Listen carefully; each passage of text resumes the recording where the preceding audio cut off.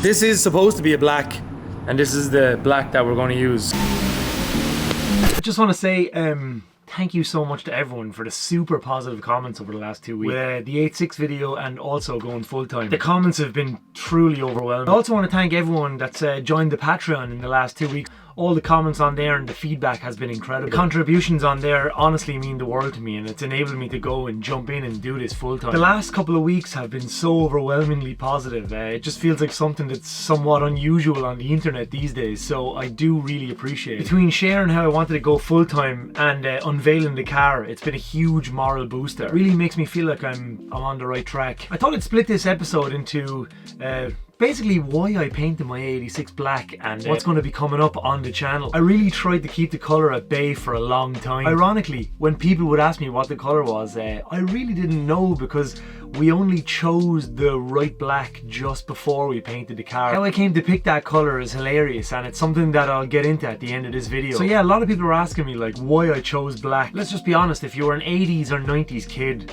black cars were cool. For as long as I can remember, cars in movies were black. Like all the hero cars in the movies were black, or the villain cars. Anything on TV that had cars in it would catch my interest.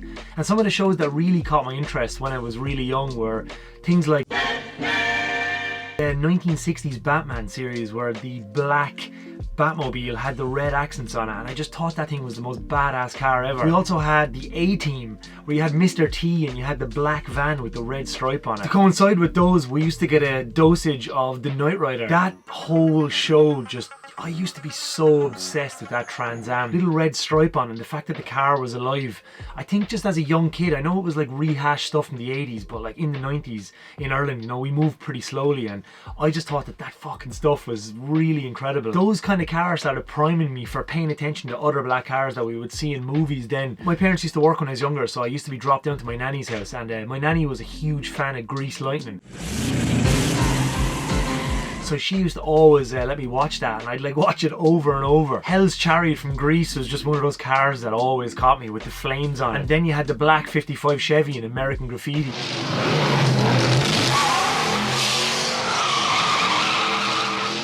I don't know what it is about black, but like it was either the hero car or the villain car, and like over and over I would just see this pattern in movies or TV shows. My brain just started thinking like black cars are the coolest ones to have. Because I used to annoy my parents about cars and trucks, they were nice enough to always look out for movies that had cars and trucks and bring them home from like the video rental store when I was a kid. My dad brought home Smokey and the Bandit. When I was a kid, I said it in a previous video, but I was absolutely obsessed with American like muscle cars and American trucks, and Smokey and the Bandit really ticked the boxes. One of the movies that he actually taped for me was Convoy. So he had like Chris Christopherson. He was driving a Mack truck in that, and just again a movie about trucks. The hero truck was black, and you can see like the pattern is starting to grow here. Then we had the Cannonball Run. That opening scene with the Lamborghini Countach. Rev, the sounds of that engine as it's just tearing along. It's just this black Lamborghini Countach. Obviously, this is the hero car of the movie. It's black. Black is badass. Jackie Chan's Mitsubishi Starion.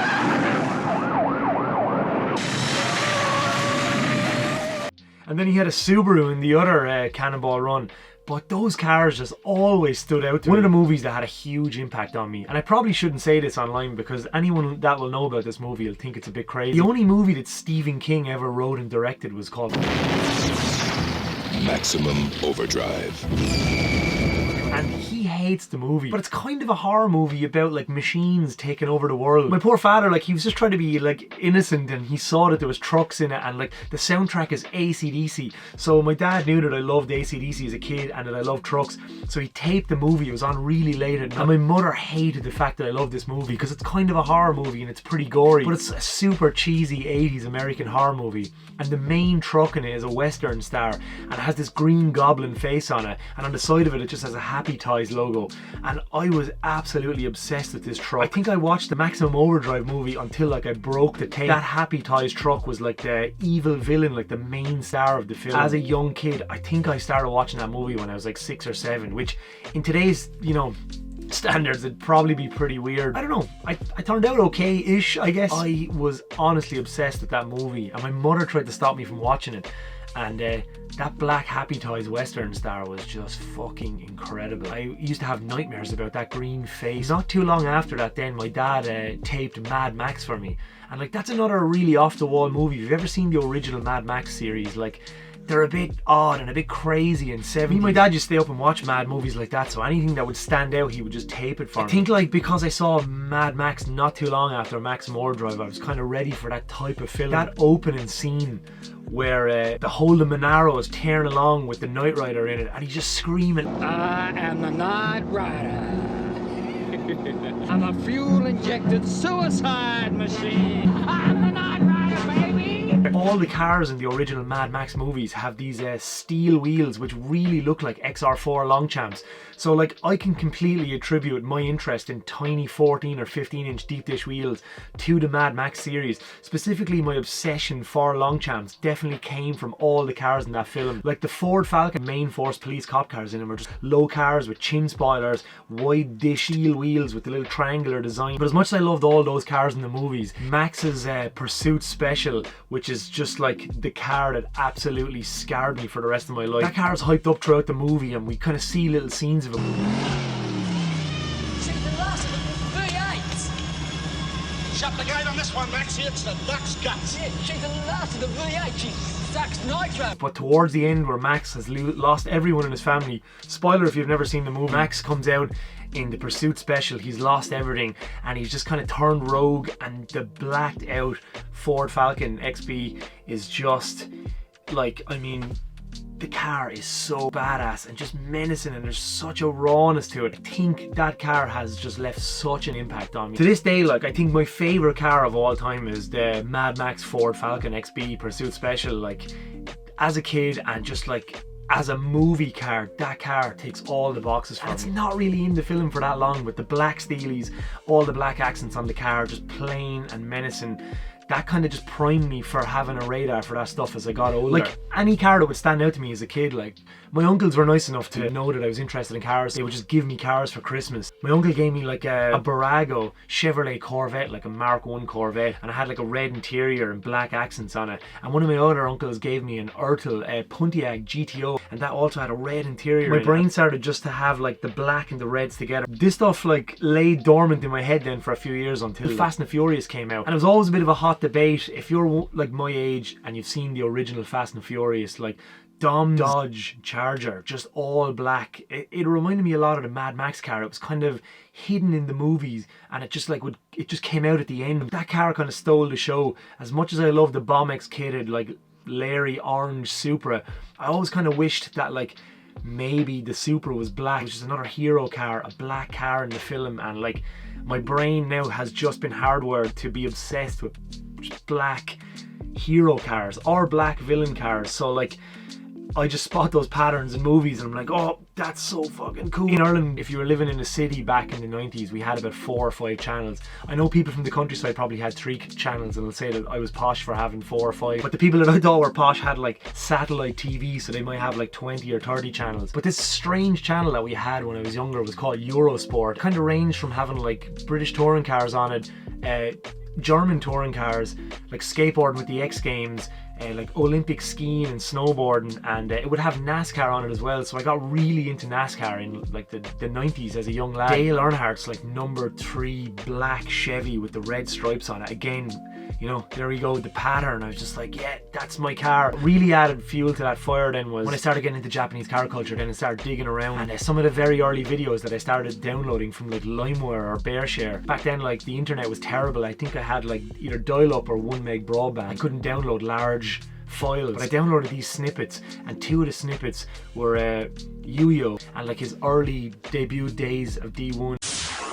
イカ天全国大会の覇者ゲオ勝弘 AE86 そのクイックな走りは This car ticks all the boxes for me. Full black Truno with late spec redline rear tails. Yu-Yo had a red Z2 seat in it, and this car like just instantly grabbed my attention. Never seen anything like it, and he was driving the absolute piss out of it at Nico. When I saw Yu-Yo's plain black Truno, my heart just melted. Since that day, like 2006, that has just never left my brain. I started digging around, and it turns out then that there was another guy called Jen Tersaki. Both of them just had completely plain black 86s, and they just looked absolutely phenomenal. My heart was just captured. Like, this is what I want. I just never got the chance to do it, so I just saved as many black 86 pictures as I could. What like fully confirmed this for me is this black 86 came to Ireland in maybe like 2007 or 8. It was one of the most phenomenal Japanese imports to ever come to Ireland. It was a black Truno, much like the Yuyo one, but it had these fat arches on it and huge Watanabes, and it had a good line front bumper, run free side skirts and back bumper,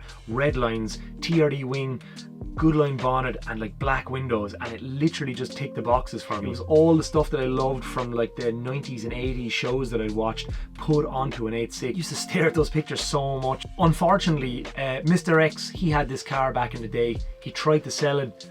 Nobody would buy it because it was like kind of in the recession in Ireland.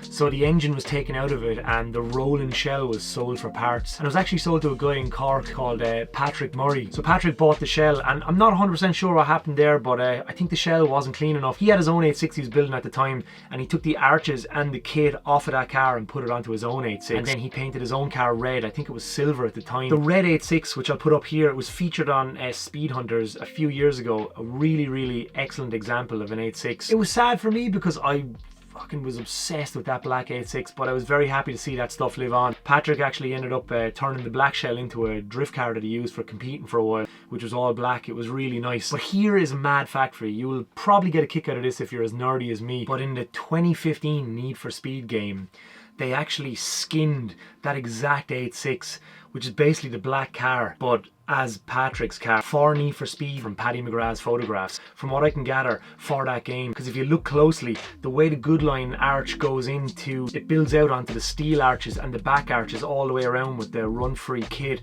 It is literally identical. And what's really, really funny is, right, somebody obviously stole that car from Need for Speed to put into Assetto Corsa. The WDT 86 in Assetto Corsa is basically the black 86 that I've always obsessed over, but reincarnated as Patrick's car, as the WDT street car. So pretty mental stuff. Just spotted this a while ago, and then I noticed the similarities in the arches, the good line, and the kit. That's me going off on a total tangent, but I just wanted to say that that black 86 was like my favourite car for so many years, combined with Yuyo's car and Jen Tersaki's, and I vowed to myself that I would always build a version of that car in years to come. So what I used to do was basically I would just save black 86s that I would find on the internet, and then I would just put them on my desktop. And I think for like the last 15 years I've just had one or two black 86s sitting on my desktop, and sadly I just double click on them like every day and just stare at it. And one of the main ones was this car that was maintained by Jen Tersaki, so GT Works, and it was a plain black Truno, and it had like no indicators in it.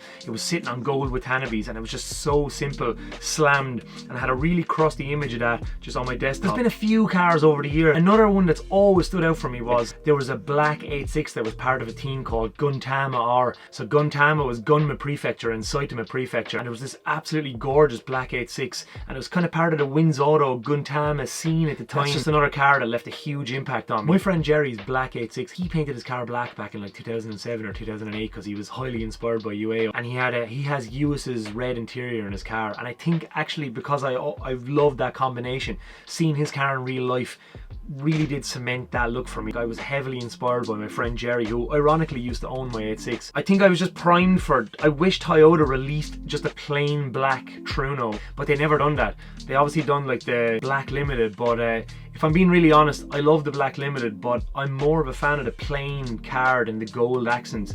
I do absolutely adore the idea that the Black Limited exists, but I've never lusted for a Black Limited because I just wanted a simple, plain design. If I owned a Black Limited, I would probably destroy the car because I'd want to rip out the seats and all the Black Limited stuff to put in like red seats and create my own vision. Because I'm kind of just as obsessed with like aftermarket parts as I am with the cars. I kind of thought to myself to just completely avoid the Black Limited because I would just upset everyone, because I'm not really a purist when it comes to that stuff. I seen that in the comments a lot of people were just like shocked that I selected black. I guess I kept it pretty close to my heart for a long time. I think because I was afraid as well of painting the car black. Like, because I wanted a black 86 for so long, I was pretty nervous to even go ahead with black because I was like, oh, it's such an obvious choice and it's pretty plain. Like, at times I wanted to go with green. There was a really nice Garage BB 86 which I was really infatuated with for a long time, and I was going to go up and take the green colour off the Bride 86 and paint my car that colour. That was one of the ideas I toyed with, but Paddy has claimed that because he has reincarnated Uis's car. Other colours are red because of like Team Run Free and that, and Kaicho and all those guys. Maybe a gunmetal, blues. I really like yellow as well. My dad used to work for an electricity company in Ireland called the ESB, and he always had yellow vehicles outside the house growing up, so I have a weird obsession with yellow. As much as I love all those colours, anytime I see a well executed black car, it just like has me staring for ages. I just do love the colour so much, or the lack of colour, and I'm very happy with the choice. And it's really nice to see that other people have appreciated it as well. And it's like been the most asked question on the car for like the last 7 years. What colour are you going? What colour are you going? And I was being sincere when people asked, because I didn't actually know what colour, as in what black that I wanted. And what's really funny is how I found this colour is just so random. I wanted to paint my AE86 just a plain gloss black. Jackie was not into it. He wanted me to do something a little bit different, and I totally am happy he steered me in that direction. And I didn't want like a metallic or whatever, like the Toyota metallics, because it kind of dampens the black. Somebody called up the JDM distro in an FK8 Civic Type R. The colour on it just caught me off guard. Like, it was just like really deep black pearl with a very light sparkle in it. That's the colour my car is. It's a crystal black pearl FK8 variant of it, and we added a little bit more pearl to it and a little bit more sparkle. We kind of made our own mix of it, but the base colour for my car is the new Civic Type R black. It literally just caught me off guard. I saw it straight away when we were loading stuff into the guy's car, and I just caught the glimmer on the kick panel, and I text Jackie straight away and I was like, let's do that colour. What's funny is I'll actually cut to a clip now. I found another black that I thought was really cool, but under UV light it looked kind of purple, and I wanted to just veer completely away from purple with the car. That's great. I am very fascinated.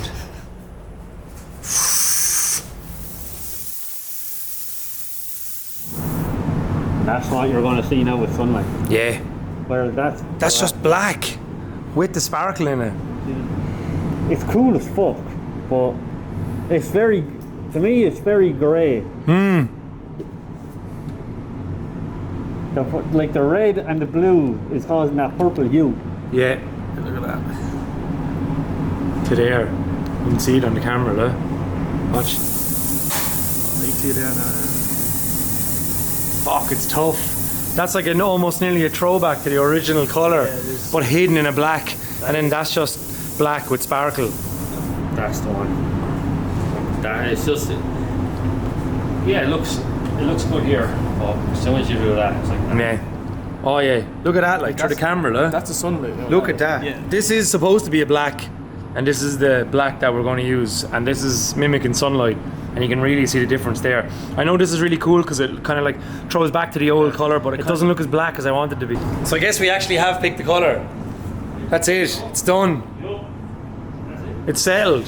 Thought this video would be really cool to do, just a deep dive into how much I've wanted this and for how long. I know people enjoy the history on the channel and the kind of like very deep dives. I just thought it'd be nice to explain my obsession with black cars and how I've wanted this for so long, and how like I kept this secret for so long. It was kind of funny carrying this joke on, even though I was secretly in turmoil because I didn't know what colour to do. I eventually followed my gut and went with black, and like I couldn't be happier. Who would have thought that I would be inspired by 1960s Batman, Knight Rider, Mr. T in the A-Team, Mad Max, Convoy, Maximum Overdrive, Smokey and the Bandit. What a mad combination of stuff to transplant that onto my dream car. Also, the 86 videos are going to be up to date soon because I want to unveil the car to you guys before anyone else sees it on the internet, because you've been with me for over 7 years watching everything. So we're bringing the car to Ireland's largest car show on the 28th of April, and that'll be the first time the car has been at anything since 2017. So if you're in Ireland, please come to the event. What are your suggestions, I guess, for the rest of the content? I have so much backlog stuff. I might release a video, 2 videos a week. Got the Japan trip that we did in April, which I'm working on at the moment. Trip in January. We went to Scotland for Dory Fest. Final bout. I've got a lot of stuff. Ideally, I'd like to be a couple of months behind with the footage.